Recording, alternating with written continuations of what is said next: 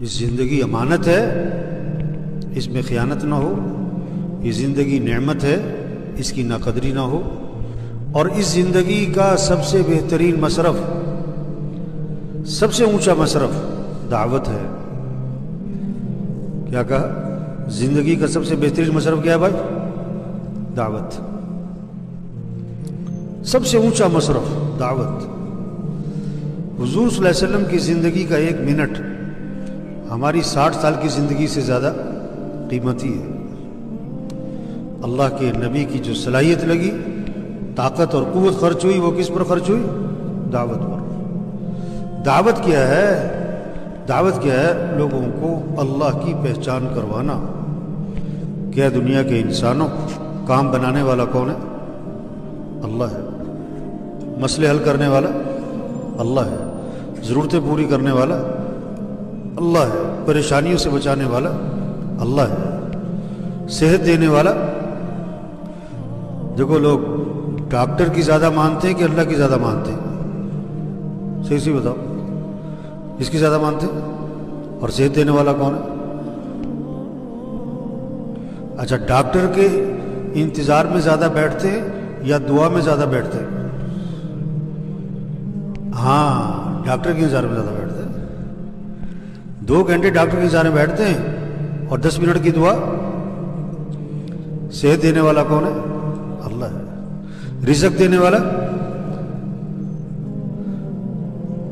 رزاق اللہ کی ذات ہے. چاندنی رات ہو تو تالاب میں کیا نظر آتا ہے؟ تالاب میں کیا نظر آتا ہے؟ چاند. اور چاند ہے کہاں؟ اوپر آسمان. یہ جو چاند نظر آ رہا ہے تالاب میں، یہ کیا ہے؟ عکس ہے. اگر کوئی تالاب میں چھلانگ لگائے چاند پکڑنے کے لیے، لوگ کہیں گے جاہل، دیوانہ، احمق.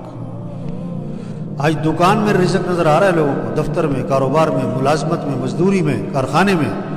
اور اللہ پاک قرآن میں فرماتے ہیں وَفِي السَّمَاءِ رِزْقُكُمْ، تمہارا رزق تو آسمانوں میں ہے.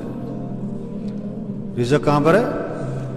اب فجر پڑے بغیر جو دکان جاتا ہے، فجر پڑے بغیر جو دفتر جاتا ہے، فجر پڑے بغیر جو کارخانے جاتا ہے، مزدوری پہ جاتا ہے، یہ چاند کہاں تلاش کر رہا ہے؟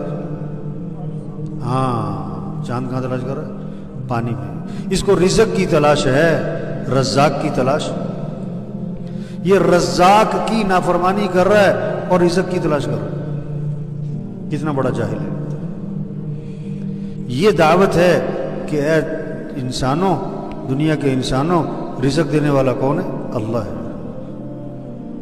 جس کے دل میں یہ بات اتر گئی کہ رزق اللہ کے ہاتھ میں ہے، وہ صبح کہاں جائے گا؟ پہلے مسجد، نماز پڑھے گا، دعا مانگے گا، اس کے بعد جائے گا دکان. اور جب زور کی اذان ہوگی تو کیا کرے گا؟ دکان. بولو بھائی، یہ اکثر دکاندار بیٹھے نا. اذان پہ دکان بند نہ کرنا، اس کا کیا مطلب ہے؟ کہ یقین اللہ کی ذات پر. پالنے والا کون ہے؟ دکان میں نفع رکھنے والا کون ہے؟ اللہ چاہے نقصان رکھ دے، اور اللہ چاہے تمہارے 6 سال کی کمائی 6 منٹ میں نکال دے پکڑ کے، اور اللہ چاہے 6 سال کی کمائی تمہیں 6 منٹ میں دے دے. ہم دکان کے پابند نہیں بنیں گے، ہم کس کے؟ اللہ کے حکم کے پابند بنیں گے. اگر مارکیٹ میں 100 دکانیں ہیں تو کتنی دکانیں اذان پہ بند ہو رہی ہیں؟ ایک بھی. دعوت کیا ہے؟ اس دکاندار کو یہ سمجھاؤ، ریڑھی والے کو سمجھاؤ. توبہ توبہ.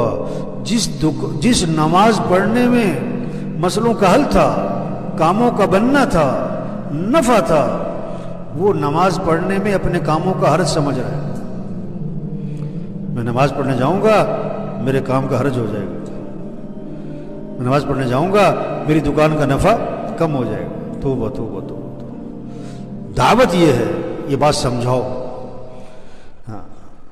کہ رزق دینے والا اللہ ہے، دکان میں نفع رکھنے والا اللہ ہے. پیسے سے کام نہیں بنتے. نماز چھوڑ کر جو تم نے پیسہ کمایا، یہ پیسہ تمہارے گھر میں خوشیاں نہیں لائے گا، پریشانیاں لائے گا. پیسہ آ جائے گا، خوشیاں نہیں آئیں گی۔ پیسہ اور چیز ہے، خوشیاں، دوائی اور چیز ہے، صحت، 10 لاکھ کا بیڈ اور چیز ہے، مزے کی نیند، بولو بھائی، بڑے بڑے گھر ہونا اور چیز ہے، گھر میں سکون ہونا، بیٹی کو جہیز میں لاکھوں روپے دینا اور چیز ہے، اور بیٹی کے گھر کا آباد ہو جانا۔ ہاں، یہ پیسہ جو آ رہا ہے نا، یہ پریشانیاں لائے گا۔ کیوں؟ اللہ کو ناراض کر کے کمائے گا۔ جب گرمی آتی ہے تو پنکھے کیا چلاتے لوگ، اور جب سردی آتی ہے تو جب دل میں اللہ کا یقین آتا ہے تو اذان پہ دکانیں، اذان پہ دکانیں، ہاں، اور جب یقین پیسے پر ہوتا ہے تو اذان ہو گئی، نماز ہو گئی، دکانیں، اس کا یقین بگڑا ہوا ہے پیسے پر۔ پیسہ ہوگا تو کام بنے گے، پیسہ ہوگا تو کام بنے گے، پیسہ ہوگا تو کام۔ سونے کا بت ہو نا، سونے کا بت، ایک من سونا، ایک من سونے کا بت ہے، اگر اس کی طرف اشارہ کر کے کہا جائے نا اس سے کام بنتے ہیں، تو یہ سب کہیں گے وہ کفر ہے۔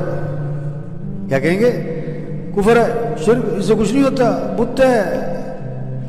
اس سونے کے بت کے ٹکڑے ٹکڑے ٹکڑے کر دو، پائیا پائیا کے، اور ایک پائیا کا ٹکڑا اسے پکڑا دو، وہ کہے گا میرے تو ساری زندگی کے کام بن گئے۔ بت کا یقین نکل گیا، پیسے کا یقین۔ آج کا بت پیسہ ہے، آج کا بت کیا ہے؟ دعوت زندگی کا سب سے بہترین مصرف